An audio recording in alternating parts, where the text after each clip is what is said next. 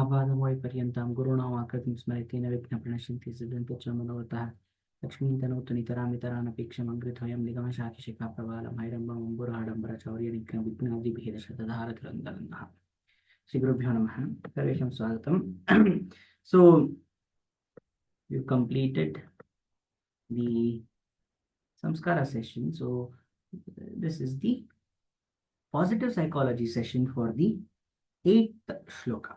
So we saw how there is the concept of samsara. When it comes to it, we see that in the verses there are two particular elements that is seen, and that particular elements have two particular concepts.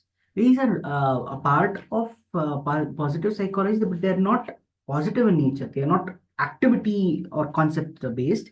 They are some of the concepts are understanding ourselves, because positive psychology is not just enhancing the positivity but also reducing the negative concept. So we need to understand the negative part of it as well. How do I recognize the negative part of me?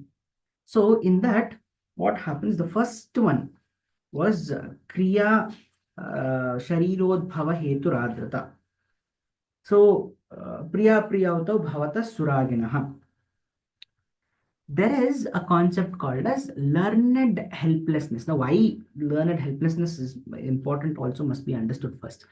So what is learned helplessness? It means when I when I feel helpless, first of all, and I feel that things keep happening to me regardless of whether I try to do something or not.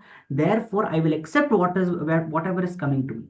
Now, this is very similar to something called as Ishvara Prasada Bhavana that we learned in the primary chapters, but there is a difference. Here, learned helplessness is giving up. That means to let us assume that we have fallen in a water body. The current is very strong. That means the water is flowing, therefore it is very strong. Now, what am I supposed to do? I am supposed to make the most of it. That means if I go against the current, what would happen? I don't have the power to go against the current because the force is too much. I will be losing a lot of energy. So the most important thing, what should I, thinking that I will not win either way against the current, if I stop swimming, that is learned helplessness. Thinking that this is going to happen whether I try or not, so let me not even bother.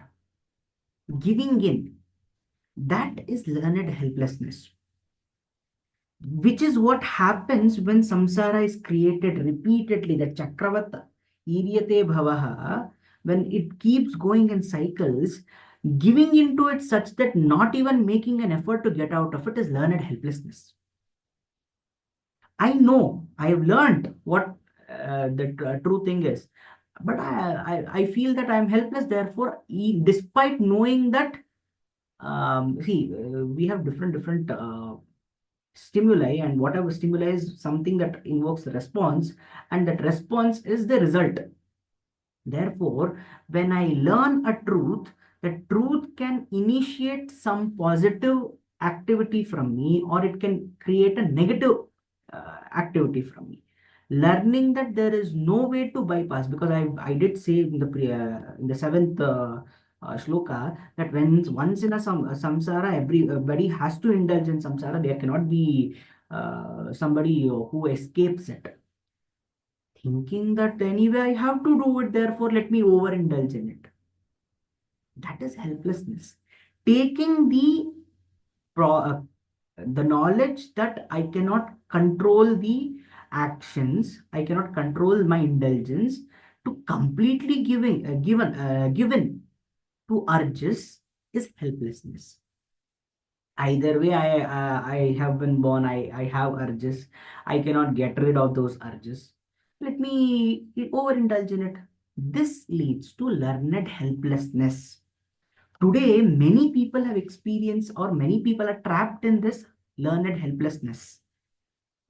Reason is because nobody follows the ashramas, and therefore sannyas ashrama is totally ignored. It is totally ignored. And that is the biggest reason why we don't find anybody going and meditating in the forest or anything like that. Even if they want to meditate, they would rather stay here, build an ashram, and then make it be in the concrete jungle. Technically speaking, person is somebody, a person who is indulging in Upanishad must not stay or must not be a part of the samsara, because this is the Mayavada, right? Samsara is the Maya. Therefore, we need to be away from that. But our learned helplessness has resulted in such a thing that we are ready to listen to all these things. We are ready to listen to all these things. But to even consider being a sannyasi is extremely difficult. So we are stuck in this space of learned helplessness. Therefore, reading these texts and experimenting on these texts, like for example, here it says Kriya Sharirodbhava Hetu Adrita. Okay, Sharira Udbhava Hetuhu Adrita. Kriya. And that leads to Priya Priyau Tau Bhavatas Suraginaha. How? This is the knowledge. Now let me be conscious about my actions. I do something. Do I like it? If I like it, will I do it again? Therefore, I'm analyzing myself. I'm becoming more conscious about whatever I'm doing. So we need to follow the ancient technique of bring nididhyasana. We will learn the concept a little further because it's a little more advanced concept even for uh, spiritual knowledge. So there, introspection is the closer one's understand closer synonym for that samanarthakata. So introspection into oneself helps us reduce this learned helplessness. So this is learned helplessness. So the concept is that I know I am helpless, but I'm not doing nothing to get rid of that helplessness. Giving into whatever that happens, which is different from Ishvara Bhavana, Ishvara Prasada Bhavana. Ishvara Prasada Bhavana is to wholeheartedly embrace whatever is the consequence of the action and then make the most of it. So when a person is drowning, he instead of if he goes against the stream, obviously he will lose energy and he will not be able to get out also. This is the knowledge. But thinking that anyway the current is stronger than me, why should I even fight it, and completely given to it is helplessness, learned helplessness. But using the direction of the current and trying to get out of that situation, that is getting out of the water body, that is what we need. That is Ishvara Prasada Bhavana. Yes, Ishvara deems me fit to get out of this particular situation. Therefore, I am going to consider it as this prasada and I am going to overcome it. There are differences. So this is a nature, this is a trait that we have come into. Next concept, which comes on the similar lines as one more concept of learned optimism. But here in this particular verse, we are dealing with the first one was learned helplessness. Next one is learned ignorance. Learned helplessness is when I've understood I am helpless against the forces of creation, forces of action, or forces of the universe. Therefore, I'm not doing anything. Learned ignorance is knowing that I don't know something and not even trying to learn it. That means I know I do not know, um, let us say, martial arts. I don't know what martial arts. But is it important for me to know? Probably when if let us say, I'm a police officer. Better to know it. I'm in that field. When I know that I don't know and I don't do anything about that particular ignorance, then that is learned ignorance. So here, what happens is learned ignorance is where unknowingly they don't just deal with ignorance, they perpetuate it, they acquire and perpetuate it. That means they expand the ignorance itself. For example, um, uh, let us say uh, the news, the world news, the current affairs. All right, current affairs. So I know I am not well up to current affairs. I don't read the newspaper. I don't read the newspaper in the morning. Therefore, I don't know anything about the current affairs as much as one should. But now, due to learned ignorance, what I'm doing is, anyway, I don't know. Why should I even make an effort? I'm thinking like that, and therefore let go of the newspaper. I'm not even looking at the news apps that is in my phone, which I'm constantly dealing with. When somebody talks about something that is happening, I don't listen to them. I don't consider it. So it is not just about be knowing that you are ignorant, but perpetuating it. This has also happened.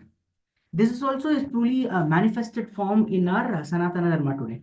Everybody knows that Sanatana Dharma is too vast. It is too vast. Everybody agrees that it is great. Who knows why it is great? Not many people can justify it.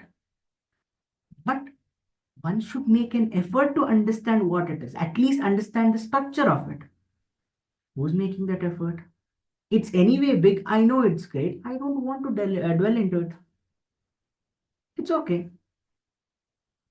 This is learned ignorance. So when somebody is talking about the particular thing, about like what I'm talking about now, positive psychology in Sri Rama, it is something so modern as was already present in something so ancient. When I'm talking about this, not worrying about this, all this is, I don't need it. It's not a judgment pass. Judgment would be bad or good or what, something like that. No. When they say that, I don't need it. Anyway, I know it. Yeah, I know ancient knowledge exists. Great. But I don't want to deal with it. Because I don't want to learn it. Let it be like that only. It's there in the books. So let it be in the books for another 1,000 years, 2,000 years. There's no need for me to learn it. So when somebody says Srimad Bhagavad Gita is great, first question one should ask is, why is it great? Why do you think it's great? There are so many things. But you give one or two, nobody will be able to realize all the true potential of all the 700 shlokas. It is not possible. The only thing possible is that an avid reader, a jignasu, a jnani, will be able to get at least 2 to 3 concepts that he found good with Bhagavad Gita. Therefore, when a person says Bhagavad Gita is great, why? Even the people who believe Srimad Bhagavad Gita is great must question that. Because the other people, whether they have read it or not, whether they truly believe it or not, that should be understood. Otherwise, there's always yes men around. People who think, okay, with this person, if I speak about the greatness of Sanatana Dharma, he'll probably be pleased. Nobody will follow through that. So it is only possible when we question, never stop questioning.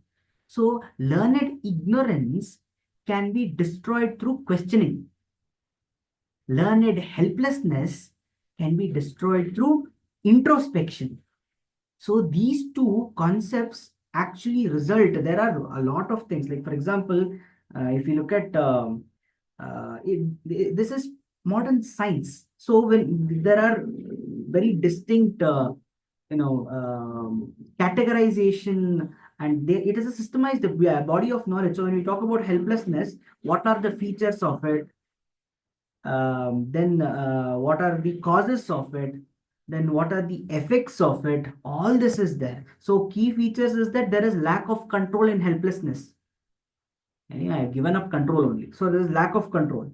There is powerlessness, feeling hopeless. And then there is a passivity. Oh, I'm feeling. Let me feel. Okay. And what does this cause? This causes trauma. It causes repeated failures. It causes what the modern this thing depression. It causes depression, anxiety. It causes low self-esteem. There is very less motivation for us to work on. That is not giving up kriya. That is not giving up kriya. That is learned helplessness. So how do we get rid of it? It is through, in modern science, it is cognitive behavioral therapy. That means observe one's own behavior and then try to be therapeutic. That means try, suggest positive deviations for it. That is nothing but introspection. Let us start observing ourselves, the way we think, try to get back to an incident which is very vivid. Maybe there was a small accident on the road and you suddenly started behaving rudely with that person. So go back to that incident. Try to think, why did that happen? Why did you feel that way? So there might be an incident in your home personally, and try to go back to that incident and try to understand why you behaved the way you did. Introspection must be done. That is the only way to destroy learned helplessness. And learned ignorance also has the same thing. What are the causes of it? Lack of exposure to information, believing somebody else. That is misinformation, disinformation, the social and cultural influences. All those things are there, and those also have consequences. One of the biggest thing is that poor decision making. If I'm listening to some made up stories, obviously I don't have the mind to think on my own. If I'm humanizing everything I'm thinking, obviously I don't have the intellect to think about what Rama did as Rama. He did not take birth to be some person. He took birth to show that dharma can be dharma pata can be, you can be a dharmanishta as a human also. That was his intention. So you humanize him. When you start humanizing him due to your influence, then practically what happens is that you will never be able to understand what is the purpose of that avatara. We don't need people to say that Rama was great. What he did is his deeds. We don't need to pass judgment on that. But do you have the intellectual capability to think why Rama could have taken that decision? There must be some reason. We are averse to a particular act. We are averse to a particular act. Why did that person take that decision? Can we think along that lines then? There are so many layers to these things. So, in terms of learned ignorance, also we face that. We know we are ignorant. We have accepted it also. That is the meaning of learned ignorance. But we are not thinking along those lines to expand our knowledge. And that is leading to poor decision making skills, poor judgment skills. We pass judgment, which is a very big problem. We act without bringing or acquiring the knowledge that is necessary for something. We just act. Fake it till you make it. Yes, that is the term that is used. Either way, learned ignorance can be destroyed through a process of exposing yourself to new things. That exposure must be there. Educate ourselves, being a jignasu. That repeated questioning must be there. So only then we can get rid of learned ignorance. Ask a question 10 times, same question. The 10 answers will definitely not be the same. It's the same incident, you know. It's the same incident. Rama exiles Sita. Question. Why? What could have been the reason? The same question. No new questions. What could have been the reason? What can be the reasons that has justified his act? What could have been the reasons that justified his act? He did it. We've judged him as bad or good, the deed as bad or good. I don't think anybody would dare start saying things like, terming things like, okay, he was that, he was this. They wouldn't say that to Rama. Fine, that extent would be a little too much also. But do we have the intellectual capability to think along his lines? At least try. Okay, for I'm thinking as Rama, what could have been the reason that would have justified his action? Well, obviously, there is a huge debate that says that Raja Dharma, he followed Raja Dharma. What Raja Dharma could have actually justified his act? Can we think along that lines once? Our prejudice and our cultural influences will not allow us to do that. It's a very important thing. We will not allow us to do that because we, on a personal level, I can be a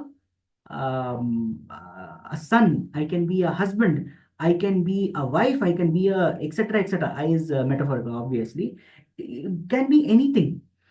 Because I have experienced all that firsthand, I will think Rama of first as a husband, first as a son, first as something else. Because I have not experienced being a subject, I will never understand what Rama is as a king because I can't connect to it. How is it possible for me to connect to something that I have never experienced? So therefore, I have, if when I think of it along the path of a son, I would say, okay, Rama was Pitruvakya Paripalaka. He's a great guy. When I think on the lines of, um, marital relationship, then I'd say he was not a great husband. I've already made a judgment. I'm not thinking along his lines. I'm not trying to understand what could have been the reason that would have justified what Rama is doing. I've already made a judgment that what Rama has done is not right because I'm thinking from something that I have experienced, but I am not, even though I know I can never, I lack that particular skill. That is, I am ignorant about what his thought process was. I'm not going to expose myself to that. I'm not even going to try to think along those lines. So, this is learned ignorance. So this is one aspect of it which is very tricky. Learned helplessness, learned ignorance is a trait that cannot be diagnosed, but it will definitely take effect. Yeah, very strong concepts. So these are the two concepts of positive psychology that is shown in. Just with this, we end the session. स्वस्त्यप्रजाभ्यः प्रतिपालयन्तां न्यायेन मार्गेण महीमहीषा गोब्राह्मणेभ्यो शुभमस्तु नित्यं लोकाः समस्ताः सुखिनो भवन्तु कायेन वाचा मनसेन्द्रियैर्वा बुद्ध्यात्मना वा प्रकृते स्वभावात् करोमि यद्यत् सकलं परस्मै नारायणायेति समर्पयामि